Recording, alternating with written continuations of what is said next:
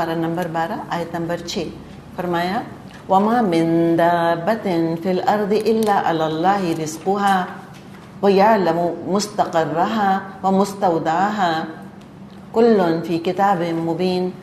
زمین میں چلنے والا کوئی جاندار ایسا نہیں ہے جس کا رزق اللہ کے ذمے نہ ہو اور جس کے متعلق وہ نہ جانتا ہو کہ وہ کہاں رہتا ہے اور کہاں وہ سونپا جاتا ہے، سب کچھ ایک صاف دفتر میں موجود ہے۔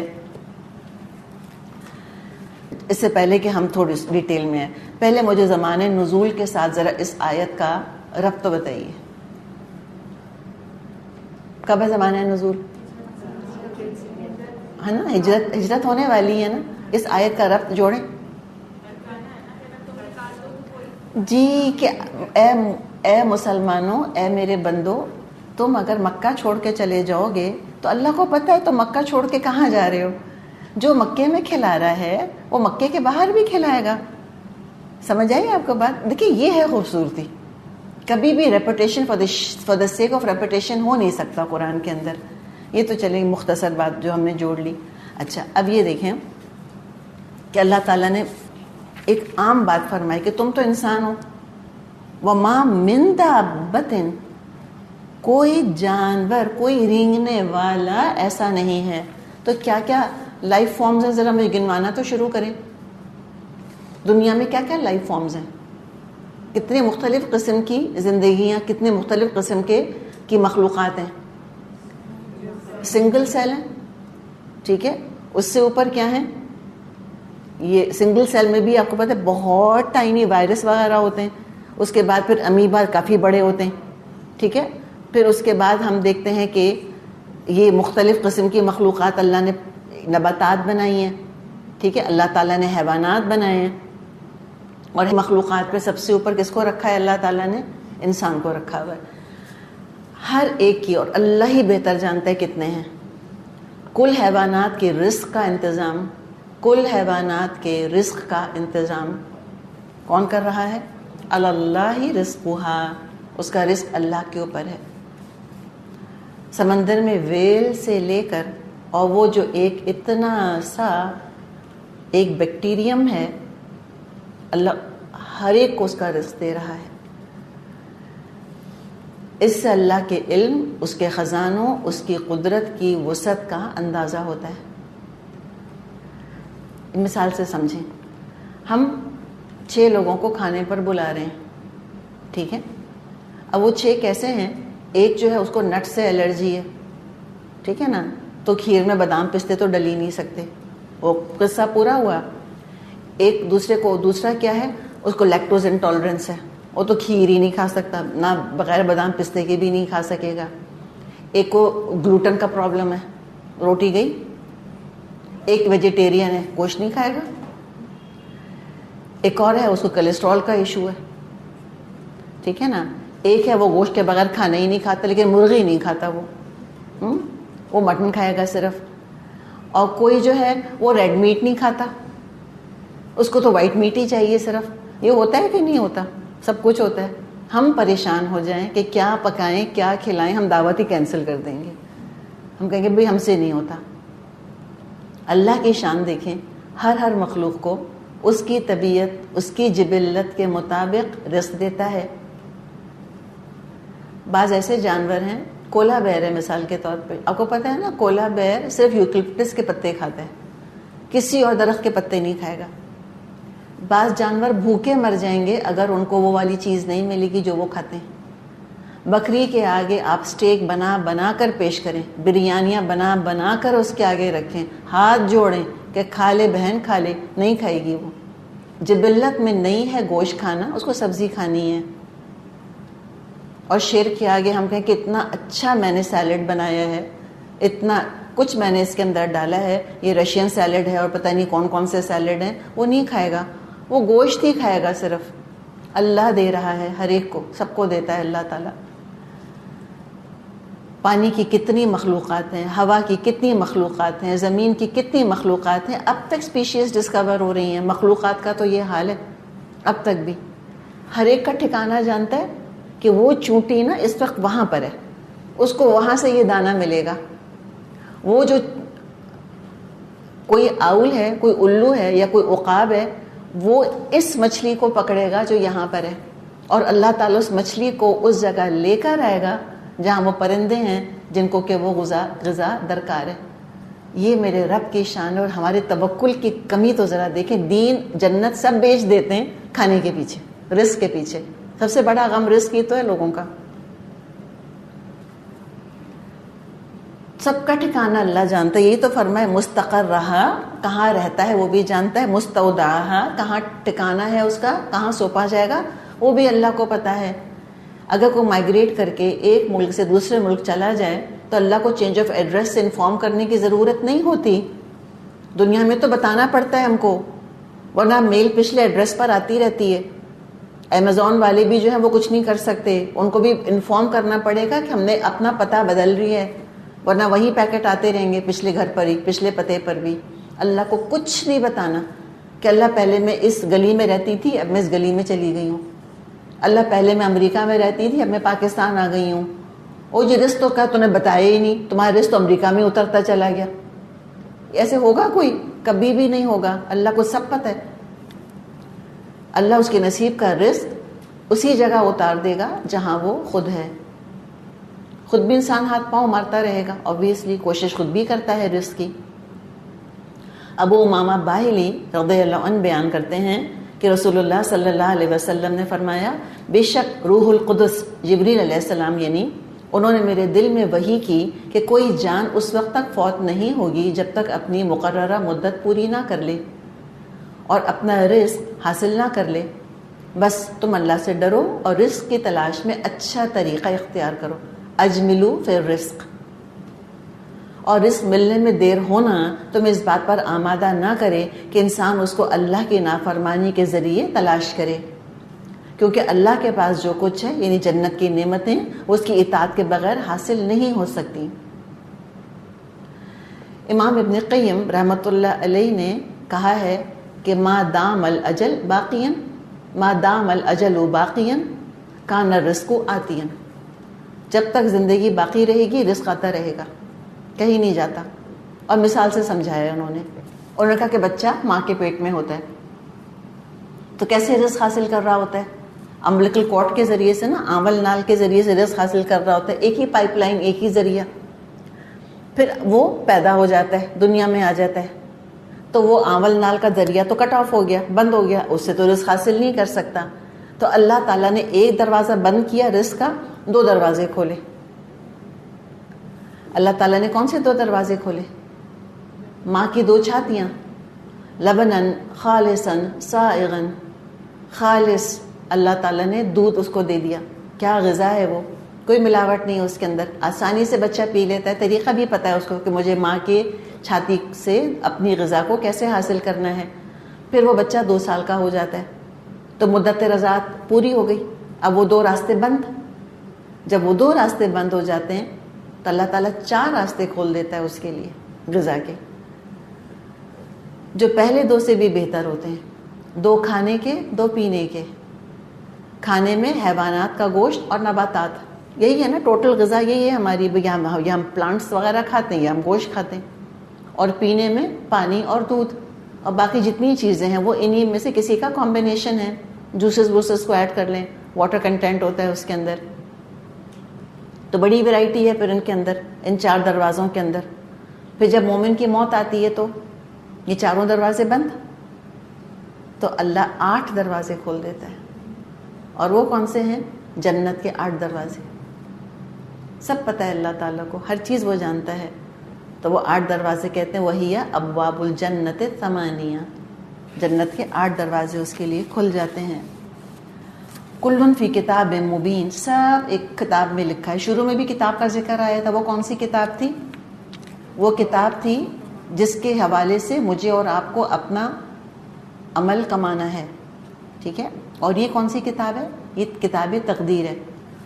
پیچھے جو کتاب تھی کتاب و نوح کے مت آیا تو وہ شریعت والی کتاب ہے، عقیدے والی کتاب ہے۔ یہ جو کلن فی کتاب مبین، یہ تقدیر والی کتاب ہے، سب کچھ اللہ نے لکھا ہوا ہے، کچھ نہیں کہیں جاتا، مس نہیں ہو سکتا۔ آتا ہے نا حدیث میں کہ رزق انسان کو یوں تلاش کرتا ہے جیسے کہ موت تلاش کرتی ہے، پہنچ کے رہے گا۔ وَهُوَ الَّذِي خَلَقَ السَّمَاوَاتِ وَالْأَرْضَ فِي 6 أَيَّامٍ وَكَانَ عَرْشُهُ عَلَى الْمَاءِ لِيَبْلُوَكُمْ أَيُّكُمْ أَحْسَنُ عَمَلًا. اور وہی ہے جس نے آسمانوں اور زمین کو 6 دنوں میں پیدا کیا، جبکہ اس سے پہلے اس کا عرش پانی پر تھا، تاکہ تم کو آزما کر دیکھے تم میں سے کون بہتر عمل کرنے والا ہے. وَلَئِن قُلْتَ إِنَّكُمْ مَبْعُوثُونَ مِن بَعْدِ الْمَوْتِ، اور اگر ہے محمد صلی اللہ علیہ وسلم آپ ان سے کہتے ہیں کہ لوگوں مرنے کے بعد تم دوبارہ اٹھائے جاؤ گے، لَيَقُولَنَّ الَّذِينَ كَفَرُوا إِنْ هَذَا إِلَّا سِحْرٌ مُبِينٌ، تو منکرین فوراً بول اٹھتے ہیں یہ تو سری جادوگری ہے، یہ تو سارے کا سارا میجک ہے. تو وہی رب جس کے رزق پر یہ کفار پل رہے ہیں، اس کی خلاقی کا بیان کیا گیا، اسی نے خلق کی ابتدا کی، اسی نے عروج بخشا. کائنات کی تخلیق کوئی اتفاقی حادثہ نہیں تھی، ان پلانڈ نہیں تھی، اسپونٹینیس نہیں تھی. اس کے پیچھے وہ مدبر الامر ہے، جس کا کیا اندازہ ہے، جس کا ارادہ ہے، اس کی اسکیم ہے، ترتیب ہے، حکمت موجود ہے. 6 دنوں میں اللہ تعالیٰ نے آسمانوں اور زمین کو بنایا، اور اس وقت اس کا اپنا عرش پانی کے اوپر تھا. تو ذرا متشابہات تلاش کیجئے. یہاں محکم ہے کہ متشابہات ہیں؟ کیا کیا متشابہات ہیں یہاں پر؟ نہیں، عرش سے پہلے کیا تھا؟ 6 دن. سب سے پہلے 6 دن متشابہات ہے. نمبر 2 عرش متشابہات میں سے ہے. نمبر 3 پانی، یہ سب متشابہات ہے. کیسا پانی تھا؟ یہ پانی کیسا تھا؟ H2O والا پانی تھا، 2 پارٹس ہائیڈروجن 1 پارٹ آکسیجن. ہمیں نہیں معلوم کیسا تھا، کتنا تھا اللہ جانے، کہاں تھا اللہ جانے، اللہ ہی بہتر جانتے. ایگزیکٹلی یہی مضمون جو ہم نے یہاں پڑھا ہے نا، کانا عرشہ علی الماء، ایگزیکٹلی یہی مضمون تورات میں بیان ہوا. کتاب پیدائش جو ہے ان کی بک آف جینیسس، اس میں لکھا ہے اور گہراؤں کے اوپر اندھیرا اور خدا کی روح پانی کی سطح پر جنبش کرتی تھی. یہ وہاں لکھا ہوا ہے. کچھ علماء کا کہنا ہے کہ اللہ تعالیٰ نے مخلوقات جب بنانی شروع کریں تو مخلوقات میں سب سے پہلے اللہ تعالیٰ نے عرش بنایا اور پانی کو پیدا کیا. اور کچھ کا کہنا ہے کہ سب سے پہلی مخلوق جو بنی وہ قلم تھا اور پھر عرش بنا. اللہ ہی بہتر جانتا ہے اپنی مخلوقات کی ترتیب. قیامت کے دن کوئی MCQ مجھ کو اور آپ کو نہیں دیا جائے گا کہ بتاؤ عرش پہلے بنا تھا یا قلم پہلے بنا تھا. اللہ نہیں پوچھے گا مجھ سے اور آپ سے. بس اتنی بات ایک ذہن میں رکھیں عرش سے متعلق کہ عرش اللہ کی عظیم ترین مخلوق ہے. متشابہات کس طرح سے کہ ہمیں نہیں سمجھ آ سکتا وہ عرش کیسا ہے. اس کا مطلب یہ نہیں ہے کہ اس کا ایگزسٹنس ڈاؤٹ فل ہے یا اللہ تعالیٰ نے ایسی کوئی تمثیل بیان کی ہے کہ عرش ہے نہیں. اللہ نے ایسی ایک طرح سے جیسے ہم کہتے ہیں نا مثال سے بیان کی کہ اللہ کا عرش، تو نہیں، عرش کوئی مثال نہیں ہے، یہ حقیقی چیز ہے، مخلوق ہے، استعارہ نہیں ہے. کوئی یہ نہیں کہہ سکتا کہ عرش سے مراد اللہ کی حکومت ہے، یہ نہیں کہہ سکتے. عرش عرش ہے، اپنی جگہ ہے، باقاعدہ مخلوق ہے، اس کا اپنا وجود ہے. ہاں، اب جس چیز کے بارے میں سوال ہوگا اس کا ذکر اللہ نے کر دیا اور وہ ہے اعمال. اعمال کے بارے میں تم سے سوال کیا جائے گا، عرش کے بارے میں نہیں کیا جائے گا. اب ہم دیکھتے ہیں کہ اسلامی جو لٹریٹ ہسٹری ہے ہماری، جو اسلام کی علمی تاریخ ہے، اس میں بعض دفعہ بالکل بیکار بحثیں اٹھائی گئی ہیں. فار ایگزامپل عرش کے بارے میں ہمیں پتہ ہی نہیں چل سکتا بھائی کہ وہ ہے کیسا، اور جب خود سمجھ نہ آیا تو کہہ دے کوئی استعارہ ہے، دراصل ایک اللہ نے تمثیل بیان کی ہے، اصل میں کوئی عرش چیز نہیں ہے، اصل میں تو حکومت کا سے مطلب ہے. ہمیں کیا ضرورت ہے ان بحثوں میں جانے کی؟ نہ فائدہ نہ حاصل، کوئی کنکلوژن ہوگا نہیں. سب سے بڑی بات میرے آپ کے عمل سے تعلق کوئی نہیں. تو بات تو یہ ہے کہ اللہ تعالیٰ نے دراصل یہ سارا کچھ جو ہے یہ اسٹیج اللہ نے سیٹ کیا ہے. کیوں؟ لِيَبْلُوَكُمْ أَيُّكُمْ أَحْسَنُ عَمَلًا، تاکہ اللہ تم کو آزمائے تم میں سے کون ہے جو کہ بہترین عمل کر رہا ہے. کون اچھے عمل میں بازی لے جا رہا ہے. ساری کائنات ہی لگتا ہے اس مقصد کے لیے پیدا کی گئی ہے کہ انسان کا ایگزامینیشن ہال وہ بن جائے. کیسے سوچا اے کافرو تم نے کہ تم اسکاٹ فری چھوڑ دیے جاؤ گے؟ اور جب آپ صلی اللہ علیہ وسلم اکاؤنٹیبلٹی یاد دلاتے، انذار کرتے، تو لوگ اس کو سحر کہہ دیتے، اثر کو مانتے تھے. دیکھیں سحر کہنا خود کیا ہے، لَيَقُولَنَّ الَّذِينَ كَفَرُوا إِنْ هَذَا إِلَّا سِحْرٌ مُبِينٌ. سحر مبین خود یہ بات سمجھا رہا ہے ہم کو، سحر کا لفظ، کہ اثر تو ہوتا تھا، امپریس تو ہوتے تھے، مروب ہوتے تھے، لیکن باتوں میں اڑا دیا کرتے تھے کہ ہاں ہے تو بڑا پرکشش، ہے تو بڑا اٹریکٹیو، ہے تو بڑا پر اثر، لیکن سچ نہیں ہے، جھوٹ ہے، دھوکہ ہے. ایسے بات بناتے تھے.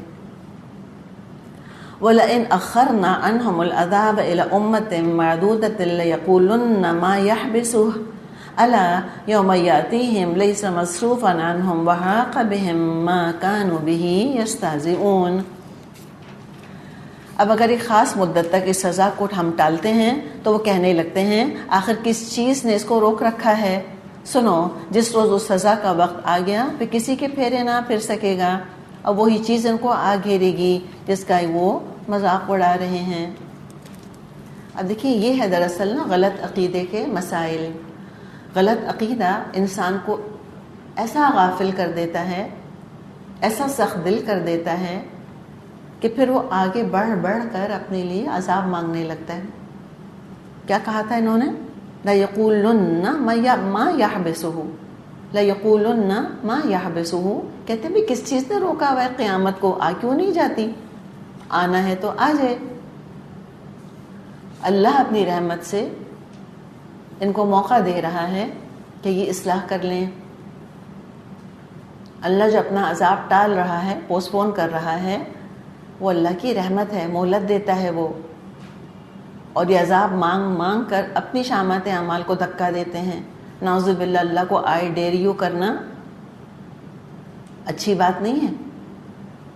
اور ایک دفعہ عذاب کا دروازہ کھل گیا پھر وہ بند نہیں ہو سکے گا، پھر ٹالے نہیں ٹلے گا وہ. لیس مصروفا عنہم، پھر نہیں ٹلنے والا ان سے. وحاق بہم ما کانوا بہ یستہزئون، پھر اسی چیز کے گھیرے میں آ جائیں گے جس کا کہ آج مذاق اڑا رہے ہیں. تو یہ دیکھیں یہ غفلت کے نقصانات بتائے جا رہے ہیں، لا علمی کے نقصانات. جس چیز کا علم نہیں ہوتا اس کے نقصان سے انسان کیسے بچے گا؟ سمپل سی مثال ہم زہر کی ڈسکس کرتے ہیں، پتہ ہی نہیں کہ یہ زہر ہے، کھا لے گا. تو لوگوں کو پتہ ہی نہیں ہے کتنی چیزوں کے بارے میں کہ یہ گناہ ہے. اور شیطان کا بھی ہم کہتے ہیں واقعی کہ جواب نہیں ہے، give the dual his due. لوگ کہتے ہیں علم نہیں ہوگا تو پکڑ نہیں ہوگی. یہ ایک اور مزے کی بات ہے کہ علم حاصل کرو گے تو پکڑ ہوگی، علم نہیں ہوگا تو اللہ پکڑے گا ہی نہیں. یہ نہیں ہو سکتا. لا علمی ہم نے لکھا دکھا ہے بعض جگہ، ignorance is not an excuse. کسی چیز کے بارے میں یہ کہنا، امریکہ جا کے یا کسی ملک میں جا کے ہم کہیں کہ ہم قانون توڑ رہے ہیں، ہم کہہ رہے ہیں ہمیں پتہ ہی نہیں تھا کیا قانون ہے یہاں کا، تھوڑی کوئی ایکسکیوز قبول کی جائے گی عدالت میں، کورٹ میں. تو اللہ تعالیٰ سے بہت دعا کرنی چاہیے، اللہ تعالیٰ ہمیں علم حاصل کرنے کی توفیق عطا فرمائے.